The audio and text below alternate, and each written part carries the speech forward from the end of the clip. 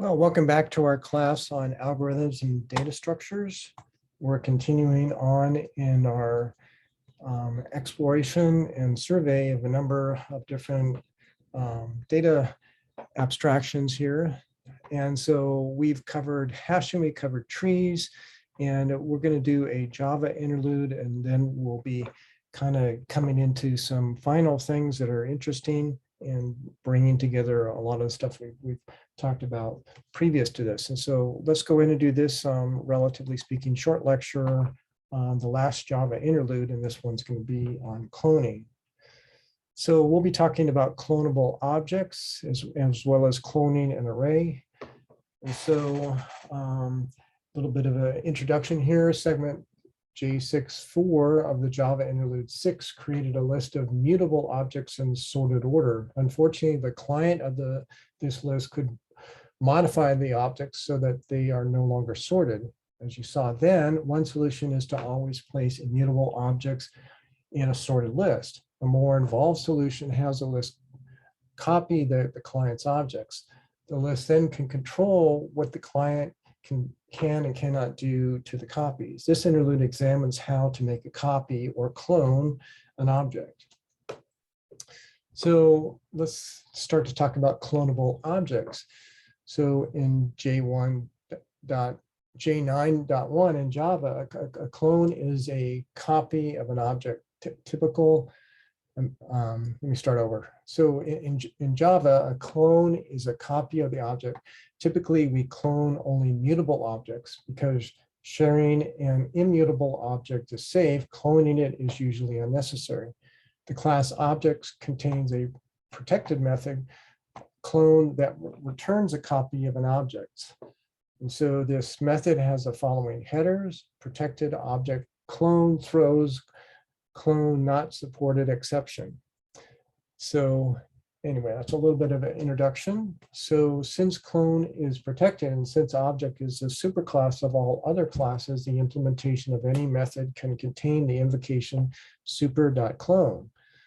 The clients of the class cannot invoke clone unless the class overrides it and declares it public. Making copies of objects can be expensive, so it might be something you do not want a class to do. By making clone a protected method, the designer of Java force you to think twice about cloning. If you want your class to contain a public method clone, the class needs to state this fact by implementing the Java interface clonable, which is in the package java.lang of the Java class library. Such a class would begin as follows, and we'll have this information in the chart that you can be looking at as we go along here. As you can see, the interface is empty. It declares no methods and serves only as a way for a class to indicate that it implements clone. If you forget to write implements clonable in your class definition and you use an instance of your class to invoke clone, the exception clone not supported exception will occur. This result can be confusing at first, particularly if you do not implement clone.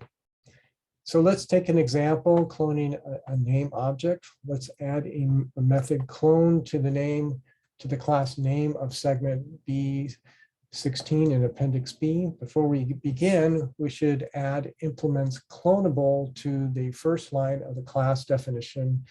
So we would have public class name implements clonable. The public method clone within name must invoke the method clone of the superclass by executing super.clone. Because name superclass is object, super.clone invokes object's protected method clone.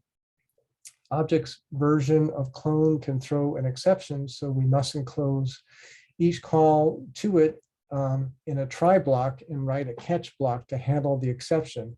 The method's final action should return the cloned objects. And so you can see the chart for some of these details.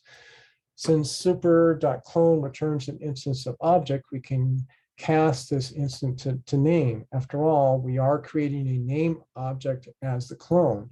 The object statement will implicitly cast the copy to object as required, but why not declare the copy's data type as object and avoid the cast? Doing so would prevent us from using the copy to invoke name method within the clone method. Since the copy is not using this way here, its data type could be object. Declaring the copy as object, however, is discouraged. We have written this object method in a more general way. The exception the object's method clone can throw is clone not supported exception. Since we are writing a clone method for our class name, this exception will never occur. Even so, we still must try and catch, we still use try and catch blocks when invoking object's clone method. Instead of the println statement in the catch blocks, we could write the simpler statement, throw new error name cannot clone plus e to string. So there's two ways to clone. When the method clone clones an object, it copies the object's data fields. When a data field is itself an object, you can copy it in one of two ways. You can copy the reference to the data object and share the data with the clone, as illustrated in figure 6 J9A1A that we're showing now. This clone is a shallow clone. You can clone the object itself, as illustrated in figure J91B. When a cloned object has clones of the original component objects, the clone is a deep clone. So let's talk about shallow clones. So names clone is shallow. The class name has the data fields first and last, which are instances of string. Each field contains a reference to a string. It is these references that are copied when clone invokes super.clone. For example, figure J92 illustrates the objects that the following statements create. Name April equals new name April Jones. Name twin equals name April.clone. The clone twin is a shadow clone because the strings that are the first and last names are not copied. The shallow clone is good enough for the class name. Recall that instances of string are immutable. Having an instance of name and its clone share that the same string is not a problem because no one can change the strings. This is good news since, like many classes that Java provides, string has no method clone. Thus, if we change the clone's last name by writing twin.setLastSmith, twin's last name will be Smith, but April's will still be Jones, as figure 6 J93 shows. That is, set last changes twin's data field last so that it references another string Smith. It does not change April's data field last, so it still references Jones. So let's talk about an example of creating a deep clone of single field. Sometimes a shallow clone is unsuitable. If a class has mutable objects as data fields, you must clone the objects and not simply copy the references. For example, let's add a method clone to the class student that we encountered in segment C2 of Appendix C. The class has the following form after we add the required implementation clause, and you can see that in the chart we're showing. Since the name class has set methods, the data field full name is a mutable object. Therefore, we should be sure to clone full name within the definition of student's clone method. We can do that because we just added a clone method to name in segment J93. Since string is a read-only class, ID is immutable, and so cloning it is unnecessary. Thus, we can define a new clone method for the class student. After invoking super.clone, we clone the mutable data field full name by calling name's public clone method. This later invocation need not be within a try block. Only objects clone methods can contain a throw clause. So after invoking super.clone, we clone the immutable data field full name by calling name's public clone method. This later invocation need not be within a try block. Only objects clone method contains throw clause. In figure J94, it illustrates an instance of student and the clone that this method returns. As you can see, the name object that represents a student's full name is copied, but the strings that represent the first and last names, as well as the ID numbers, are not. Had we failed to clone the data field full name, that is, had we omitted the statement, the copy.fullname equals name full name.clone, the student's full name would be shared by the original instance in the clone. So we're seeing an instance of all this in figure J95. So how about an example about cloning a college student object? So let's add a clone method to a subclass of student. Segment C8 of Appendix C that defines such a subclass, namely the class college student. Adding an implements clause to its definition is optional since we are extending a clonable class. So we're seeing some of the details of that here in this chart. The data field of the college student objects are a primitive value and an immutable object, and so they do not need to be cloned. Thus, the definition of a clone that we add to college student is something we're seeing here. So that the method must call student's clone method, and it does so with the invocation super.clone. Note that since student's clone method does not throw an exception, no try block is necessary when we call it. Had college student define fields that needed to be cloned, we would clone them right before the return statement. So how about cloning an array? The class A list that we saw in chapter 11 uses an array to implement the ADT list. Suppose that we want to add a clone method to this class. While making a copy of the list, clone needs to copy the array and all of the objects in it. Thus, the object in the list must have a clone method as well. Recall that A list defines a generic type T for the objects. It contains beginning A list. As public class A list T extends clonable.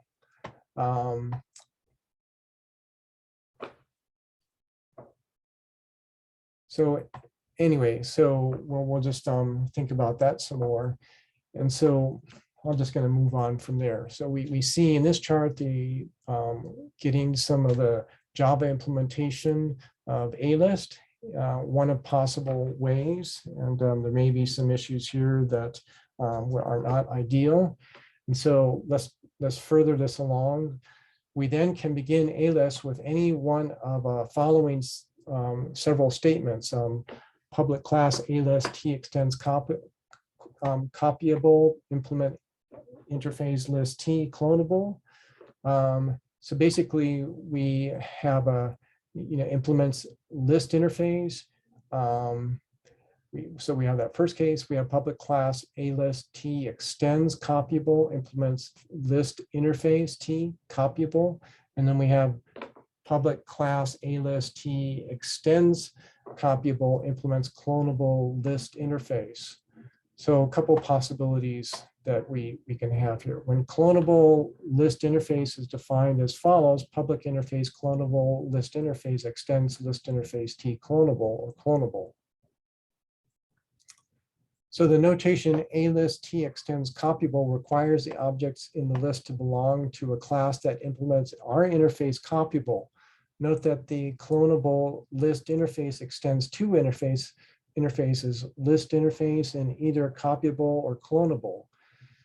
As noted in segment P18 of the prelude, an interface can extend more than one interface, even though a class can extend only one other class. So now we can implement the clone. We will invoke super clone within a try block, but perform the rest of the task after the catch block. Thus, we have the following outline for A list method clone, as we're seeing in this chart. For cloning a chain, now suppose that we want to add a clone method to a linked implementation of the ADT list, such as the class L list of chapter 12 of the class linked chain base of chapter 18. The clone method for these classes are virtually identical. Given the interface copyable, we can begin the class in one of the ways given in segment J9.8. Ultimately, the class and the objects in the list must implement the interface clonable. Thus, LList, for example, could begin with what we're seeing here on this chart. The first part of the clone method would be like the code that we saw in segment J9.10. except that we would replace A list with L list. If we invoke only super.clone, our method would produce a shallow copy of the list as figure J9.6 illustrates. In other words, both the original list and the clone would reference the same chain of nodes, and these nodes would reference one set of data. As before, clone needs to do more to perform a deep copy. It needs to clone the chain of nodes as well as the data that the nodes reference. In figure J9.7 shows a list with its deep clone. Okay, cloning a chain.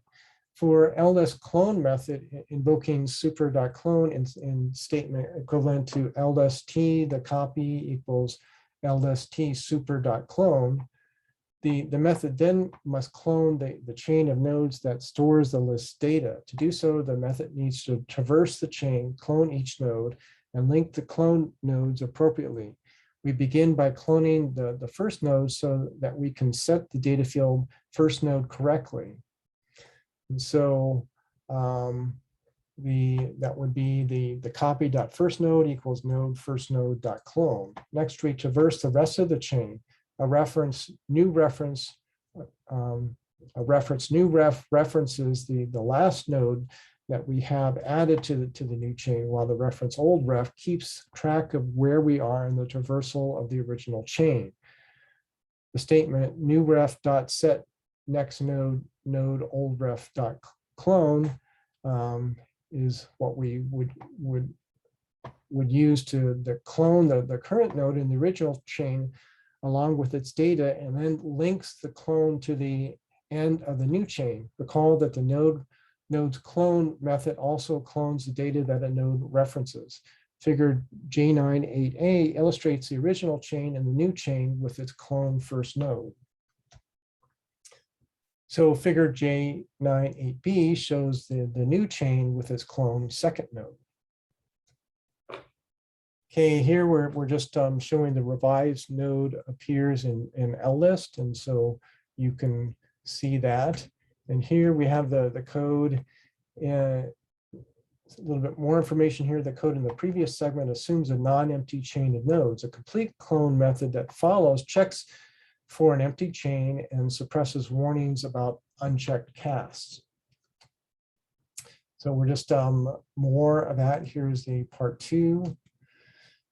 Okay, what about a sorted list of clones? In segment J6.4 of Java Interlude 6, we talked about the danger of placing mutable objects in a collection, such as a list whose entries are sorted. If the client retains a reference to any of the objects, it would alter those objects and destroy the integrity of the collection. Similarly, for an instance of the ADT sorted list, the client could destroy the sorted order of the objects. Segment J6.5 offered one solution to this problem, namely to place only immutable objects in the collection. We now offer another solution that enables you to place mutable objects in the collection. Suppose that a client adds an object to the collection. Imagine that the collection clones the object before adding it to the data. The client then would be able to access or change the collection's data only by using ADT operations.